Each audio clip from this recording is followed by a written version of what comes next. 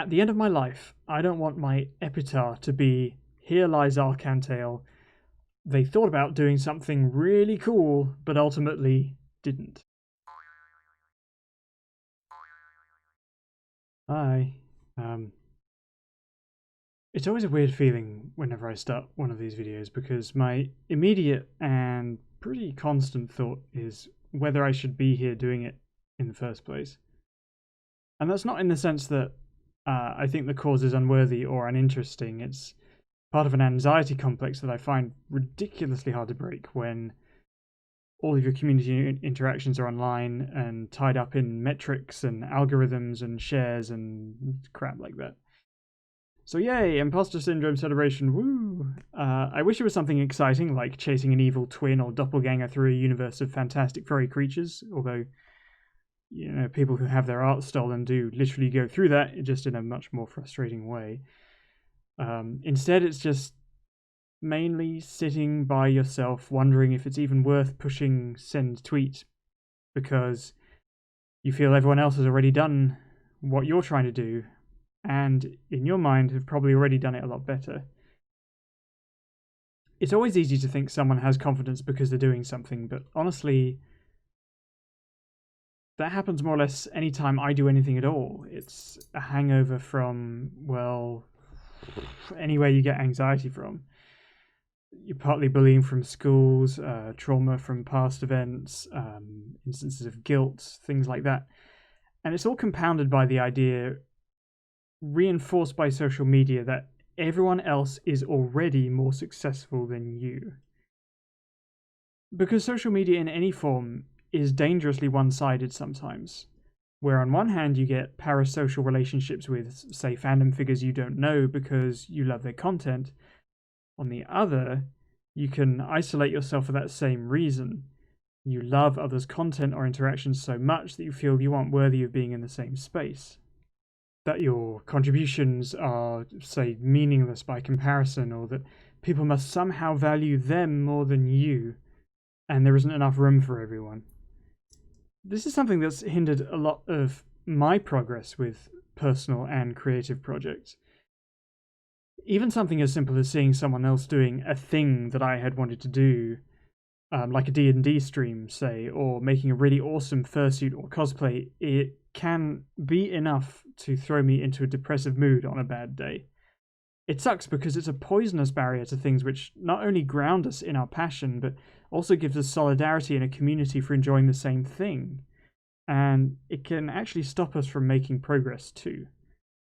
And I feel like for me, anyway, and probably, you know, hundreds of thousands of other people, this whole social isolation thing has made it a lot worse because for any and all reasons, it's been harder to do those things. Not only can you not meet people safely or go out at your leisure to get supplies or check ideas or just refresh yourself when you need to, there's this constant exhaustion of the stress of news and the frustration and powerlessness that adds to this fatigue of just not being free. To whether it's just freedom to relax, to kick back, or to do things for yourself or for other people in a wider sense. Despite the times I've not been at work, I've just not really been able to start any of the long-term projects I've had in mind for ages. It's just about enough most days to be able to survive by scrolling through social media, and I hate that I've become dependent on that because that also compounds the problem by seeing what other people have been able to accomplish, but sometimes that's all we have the energy for. Honestly, I have a real problem with social media, not as a concept as such, but as a habit. Because now, where all the major platforms are concerned, it's more or less built around not being social, but being successful. And the smaller, newer platforms just don't have as solid a community to really get into. Regardless of the size of the platforms, you still see metrics everywhere. You learn to live through the vitality of your notifications as a signal for how valid you are in your space. And you're immediately confronted with how successful other people are for stuff you both do and don't want to be a part of. You have to teach yourself to be reductive or predominantly visual to get anywhere. If you're not an artist, that makes it especially difficult to feel noticed for things because they take that much more time to get people's interest, whether it's writing, whether it's blogging or music, anything like that. Not that artists, especially small artists, don't suffer from similar issues, mind. Popularity and random algorithms are a nightmare to navigate, so when we're having trouble getting anywhere, it's easy to fall into a resentful mindset that people must be disingenuous when they are successful, or that there's some kind of conspiracy to keep you from being as good as you want to be or out of that social circle, or sometimes just makes us believe that the world is telling us that we're not worth any time to anyone at all. That because we aren't in the position we want to be, that we don't deserve it, and therefore we never will.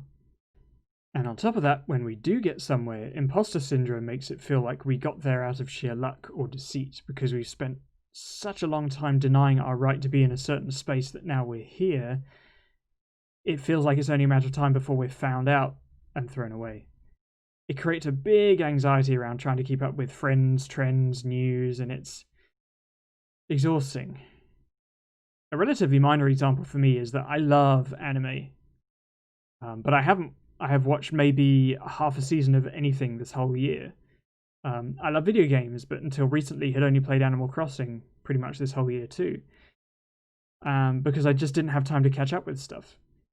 Seeing friends of mine who are into these things, who do get to spend time partaking in them, or stuff like art trends and games together and big streams, can leave you with a kind of emptiness, like you're doing something wrong, or wondering why people haven't asked you to be part of it, even though you have every ability to ask others to take part with you.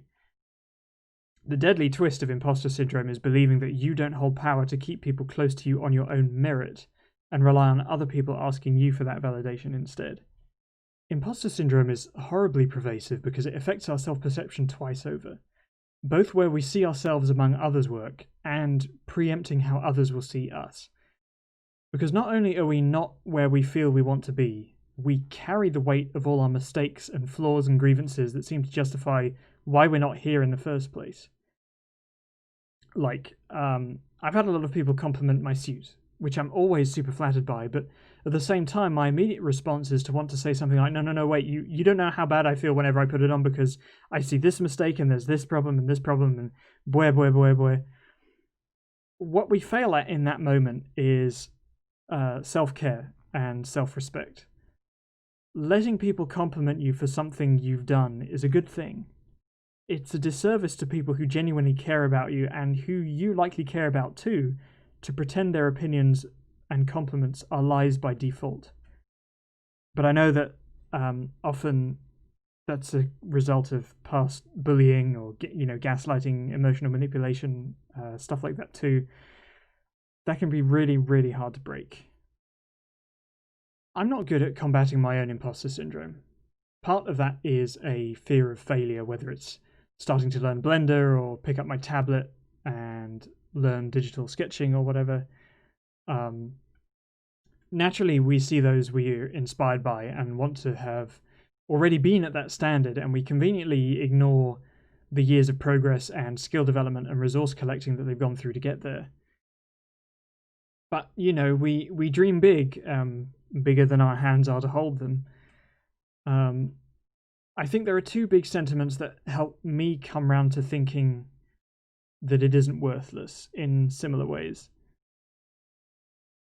The first is kind of like one of those parables you see floating around as a meme, except paraphrased. At the end of my life, I don't want my epitaph to be, "Here lies Arcantale.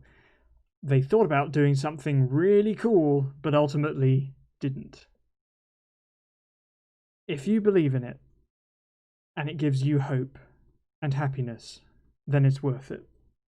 You have a right to exist in a place just as much as anyone else does, even those with immense success already.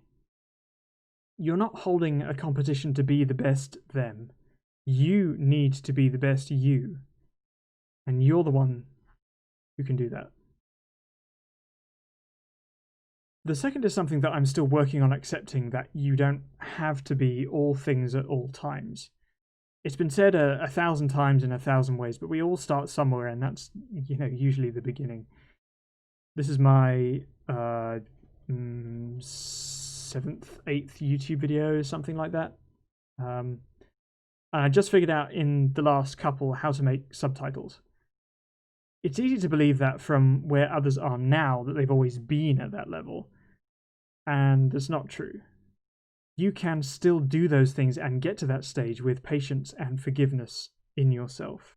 There will be, and already are, people who love you regardless of any amount of art or writing or anything like that that you put out. You're not defined by your productivity alone. There are people who love just having you in the world, and just as much you deserve to be there. They will all tell you that. It's a hard thing to accept when some of us have spent our whole lives telling ourselves or being told by abusers that we'll never be as good as we want. The only ones that have the power to prove that, with whatever time and energy that you have at whatever pace you can manage, is you. Be here, own it, and take your time.